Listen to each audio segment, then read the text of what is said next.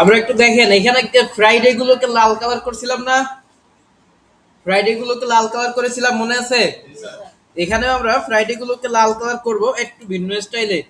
দেখেন এখানে নিচের দিকে এই যে ইয়াটা যেটার মধ্যে টেক্সট লিখেছি, তারিখ তারিখ যেটার মধ্যে লিখেছি, এইটাকে সিলেক্ট করব কিভাবে? পাথে এসে ক্লিক করব, নিচের দিকে আসলে দেখেন এই নিচের দিক থেকে সিলেক্ট করলে দেখেন পাথ সিলেক্ট হয়েছে না? এই পাথগুলোকে আমরা একটু দূরে সরাই রাখি এরকম। ক্লিয়ার? এগুলোকে সরাই রেখে আমরা এবার এই যে বক্সগুলো নিয়েছি এই বক্সগুলোকে কন্ট্রোল 2 দিয়ে লক করে ফেললাম। বক্সগুলোকে কি করলাম? কন্ট্রোল 2 দিয়ে লক করে ফেললাম। এবার এই যে উপরের যে লেখাগুলো মাউস থেকে ড্র্যাগ করে ভিতরে নিয়ে আসছি, নিয়ে এসে এগুলোকে মাউস থেকে রাইট বাটন ক্লিক করে দেখেন ক্রিয়েট আউটলাইন আছে। কি করব এখান থেকে? এই ক্রিয়েট আউটলাইন যখন করে দিব তখন দেখেন এখন ক্রিয়েট আউটলাইন হয়ে গেল না? কিন্তু উপরের রেক্টেঙ্গেল গুলো লক করা। ওকে, এখন এটার মধ্যে রাইট বাটন ক্লিক করে আমরা আনগ্রুপ করে ফেলবো। এই আনগ্রুপ ক্লিক করলে শুধুমাত্র এই যে ফ্রাইডে এই অংশটাকে মাউস থেকে ড্র্যাগ করে ধরে এবার যদি ফিল কালারটাকে রেড করে দেন, এই দেখেন শুধুমাত্র এই লেখাগুলো লাল কালার হয়েছে না? দেখা যায় এগুলো লাল হয়েছে। ওকে, তো এইভাবে আমরা লেখাগুলোকে রেড কালার করতে পারি। আমাদের এটার কালার যখন করা হয়ে গেল, এবার আমরা অবজেক্ট থেকে সবগুলো আনলক করে দিয়ে পুরোটা এভাবে মাউস থেকে সিলেক্ট করে কন্ট্রোল-G দিয়ে গ্রুপ করে ফেলবো। তাহলে কি হবে? এই পুরা লেখাটা একটা গ্রুপের মধ্যে থাকবে, অর্থাৎ আমরা এই যে তারিখটুকু লিখেছি এইটা একটা গ্রুপের মধ্যে থাকবে। এইটুকু থাকলো। এবারে আসেন আমরা চাচ্ছি উপরের অংশে, এই উপরের অংশে কি থাকবে? মাসের নাম আর বছরের নাম থাকবে, তাই না? ধরেন এটা আমরা একদম মিডলে নিয়ে আসতে চাই, তাহলে কি করব? অ্যালাইনমেন্ট থেকে আর্টবোর্ড সিলেক্ট করে এখানে হরিজন্টাল অ্যালাইন সেন্টার করে দেব। না ভার্টিক্যাল না, হরিজন্টাল অ্যালাইন শুধু সেন্টার করব। তাহলে নিচের দিকে এরকম মাঝামাঝি থাকবে, একটু টেনে উপরে উঠাই দিতে পারেন। কিবোর্ড থেকে আপ অ্যারোতে ক্লিক করে অল্প একটু উপরে উঠাই দিলাম। ক্লিয়ার?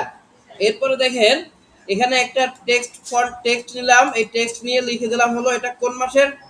সেপ্টেম্বর মাস না?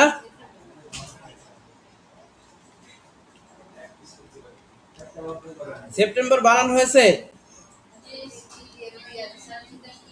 এই হলো সেপ্টেম্বর লিখলাম। ধরেন এখানে লিখে এটা শিফট ধরে এভাবে বড় করে নিলাম, সেপ্টেম্বর লিখে এটার মধ্যে এবার ধরেন একটু ইয়া করি আমরা, কালারটাকে এই লেখার যে ফন্টটাকে একটু চেঞ্জ করে দিই হালকা।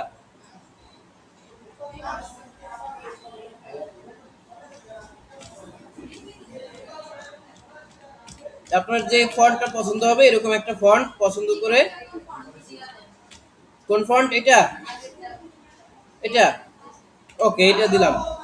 দেওয়ার পরে এটার মধ্যে এটা ধরেন এইভাবে দিয়ে দিলেন এখানে।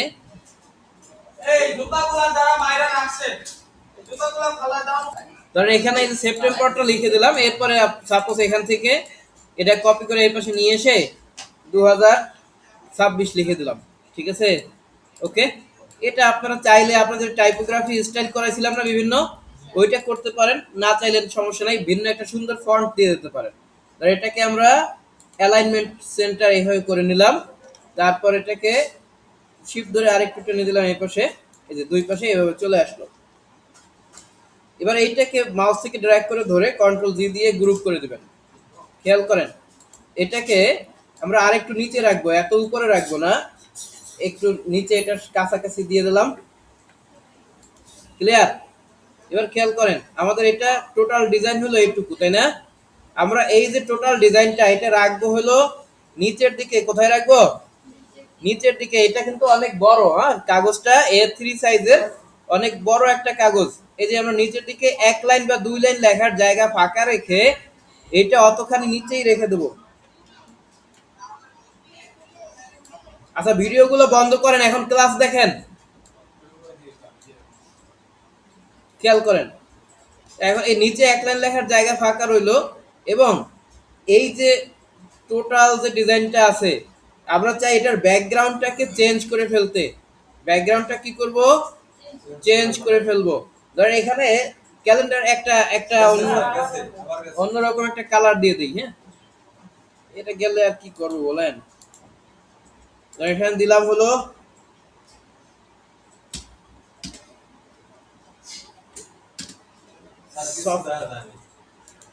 আচ্ছা, আবার রিপিট করবো, সমস্যা নাই। খেয়াল করেন, কালার কোড অ্যাপ্লাই করে আমরা জানি না, এটা দেখার কিছু আছে। আমরা একটা কালার কোড অ্যাপ্লাই করব, দেখেন। কপি করে নাও, সফট পিঙ্ক একটা কালার কোড দিলাম। দেখেন এখন আমরা একটা রেক্টেঙ্গেল নিলাম, যতখানি জায়গায় আমাদের এই ক্যালেন্ডার এটা আছে পুরাটা জুড়ে একটা একটা রেক্টেঙ্গেল এঁকে দিলাম। এখন এটার মধ্যে একটা কালার কোড অ্যাপ্লাই করব, সফট পিঙ্ক কালার। এই কালারের নাম কি? Soft pink colour. ওকে, এটা দিয়ে দিলাম। দেখেন এই কালারটা এখানে অ্যাপ্লাই হয়ে গেল। এবার এটাকে রাইট বাটন ক্লিক করে অ্যারেঞ্জ থেকে সেন্ড টু ব্যাক করে দিলাম, ব্যাকে পাঠিয়ে দিলাম। এখন দেখেন পুরোটা এরকম হয়ে গেছে না? কালারটা এরকম হয়েছে। এবার এই যেটা আছে এটাকে আমরা একটু কন্ট্রোল টু দিয়ে লক করে ফেলাই। কোনটা লক করেছি বলেন তো? নিচে যে সফট পিঙ্ক যেটা আনছি ওইটা লক করেছি, ঠিক আছে। এবার দেখেন এই যে জায়গাটুকুতে এই ডিজাইনটা করা আছে এই জায়গায় আমরা আরেকটা বক্স নিয়ে নেই। এত হুড়োহুড়ি করেন, এত কথা বলেন কেন আপনারা? দেখেন, খেয়াল করেন, ধরেন এই জায়গাটাতে আরেকটা বক্স নিলাম। এই বক্সটার কালারটাকে অন্য একটা কালার করে দিলাম এরকম, ঠিক আছে। এই কালারটাকে খেয়াল করেন, এই যে কালারটা আছে এই কালারটা তো এখানে থাকলো, ধরেন এখানে এনে রাখলাম। এখন এই যতটুকু জায়গা লেখা আছে না, এইটুকুর মধ্যে রাইট বাটন ক্লিক করে অ্যারেঞ্জ থেকে ব্রিং ফন্ট করে দেবো। কি করব? Bring font. তাহলে এইটার উপরের সাইডে ওটা চলে যাবে, ক্যালেন্ডারের উপরের সাইডে এটা দেখা যাবে। এখন এটার কালারটাকে ধরেন আমরা একটু হোয়াইটিশ কালার করে দেই, এখান থেকে এই কালারটা করে দিলাম, ঠিক আছে। ধরেন এখন আমরা এখান থেকে ইফেক্টে যাব, ইফেক্টে গিয়ে এইটার মধ্যে একটা শ্যাডো অ্যাপ্লাই করে দেন। স্টাইলাইজ থেকে একটা ড্রপ শ্যাডো দিলাম। দেখেন এখন এটার মধ্যে একটা শ্যাডো চলে আসছে না? এইটার মধ্যে রেক্টেঙ্গেলটার মধ্যে একটা শ্যাডো আসছে। এটাকে আপনি চাইলে অপাসিটি কমায় দিতে পারেন, আরো অন্যভাবে চেঞ্জ করে এভাবে দিয়ে দিতে পারেন। এই হলো আমাদের একটা ক্যালেন্ডার, ঠিক আছে। এরপরে ধরেন উপরের দিকে একটা সিনারি নিয়ে আসবেন। সিনারিটা কিভাবে আনবেন? সাপোজ এখানে আমরা এই যে বাকি যে জায়গাটুকু আছে এই জায়গাটুকুর মধ্যে আরেকটা রেক্টেঙ্গেল এঁকে দিলাম এই পর্যন্ত, একদম ধরেন এই পর্যন্ত এঁকে দিলাম। ওকে, এইটুকু এঁকে দেওয়ার পরে এখানে আমরা একটা ছবি নিয়ে আসবো। কন্ট্রোল শিফট পি ক্লিক করলে ছবি চলে আসবে নাকি? এখানে কি ছবি আছে? কোন ছবি কি আছে? অনেক আছে, আমি তো দেখি না, পছন্দ হয় না।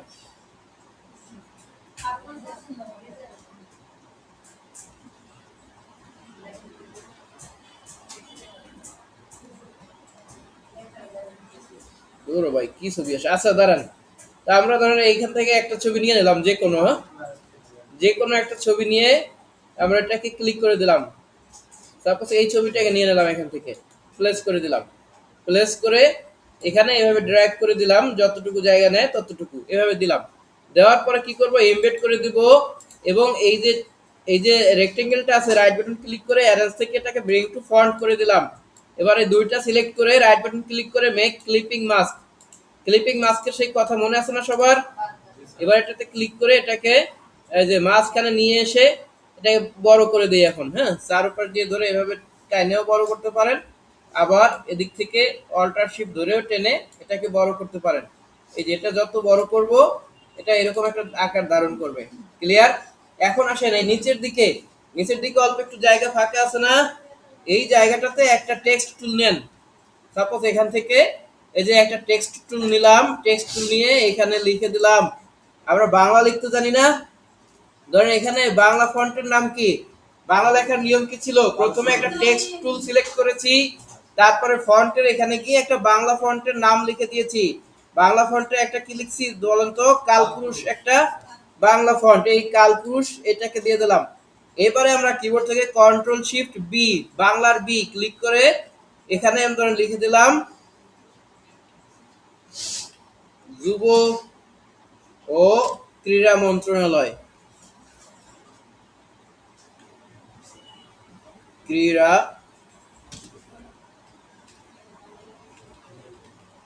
মন্ত্রণালয় লিখে এটাকে সিলেকশন টুলে ক্লিক করে এটাকে মিডলে একটু মাঝামাঝি নিয়ে এসে এর পাশে নিয়ে এসে এটাকে শিফট ধরে এরকম বড় করে দিলাম।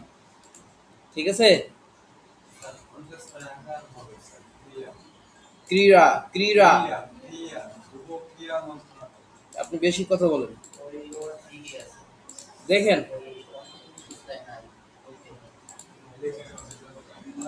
তো আমরা এই এই যে লেখাটা আছে এটাকে রাইট বাটন ক্লিক করে সে ক্রিয়েট আউটলাইন করে দিলাম। হ্যাঁ, ঠিক আছে। নেন এরকম একটা কাজ সবাই একটু শেষ করে ফেলেন এভাবে। এটা ধরেন আপনি এখান থেকে শুরু করে পুরোটা জোরেও লিখে দিতে পারেন।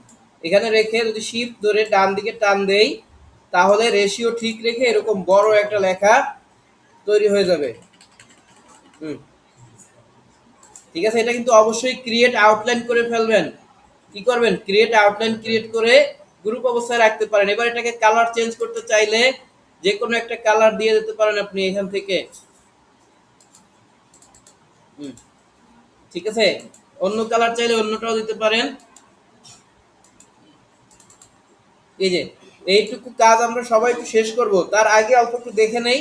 আমি একটু দেখেন এখানে ফাইল থেকে এবার যদি আমরা এক্সপোর্টে যাই, খেয়াল করেন এক্সপোর্টে এসে এক্সপোর্ট অ্যাজ এ এসে কি করব এখান থেকে নিচের দিকে দেখেন এই নিচের লাইনটাতে ক্লিক করলে এখানে পাবেন হলো জেপিজি পিএনজি।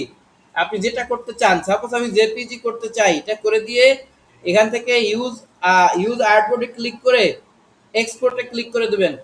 তারপরে এখানে সিএমওয়াই কে কালার থাকবে, এগুলো যা আছে ঠিক রেখে ওকে বাটন ক্লিক করে দিলে দেখবেন এই ছবিটা আমরা কি ডিজাইন করেছি, একটা ভেক্টর ডিজাইন করেছি না? ইলাস্ট্রেটরে যেটা ডিজাইন করলাম এটা কি ভেক্টর না রাস্টার?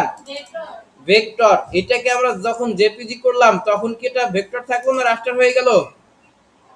এটা তখন রাস্টার হয়ে গেল। জেপিজি ফাইল কি রাস্টার গ্রাফিক্স না? এই যে আমরা এটাকে এখন রাস্টারে কনভার্ট করে ফেললাম।